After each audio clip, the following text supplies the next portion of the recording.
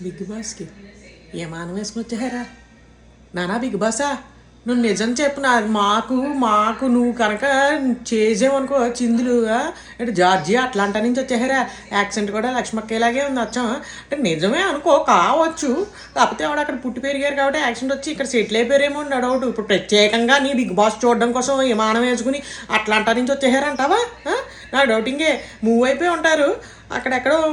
ఉంటారు నువ్వు ఏ కూరలో ఏవో కొనుక్కోవడానికి రేషన్ కొనుక్కోవడానికి ఎక్కడికో పోయి ఉంటావు ఆవిడ కూడా అక్కడ ఉంటుంది ఏమండి మీ యాక్సెంట్ చాలా బాగుందండి ఒకసారి మా కాంప్లోకి వచ్చి ఆడియన్స్లోకి వచ్చి ఒకసారి మాట్లాడండి ప్లీజ్ అండి మాకు కొంచెం టీఆర్పీ బాగుంటుందండి అనుకుంటే ఆవిడ బతిమాలు తీసుకొచ్చేటేమో నా డౌట్ అంతేగాని ఆవిడ విమానం వేసుకుని అట్లాంటా నుంచి వచ్చేస్తుందా మరి నువ్వు బిగ్ బాస్ ఆడియన్స్లో కూర్చుని మాట్లాడేయడానికి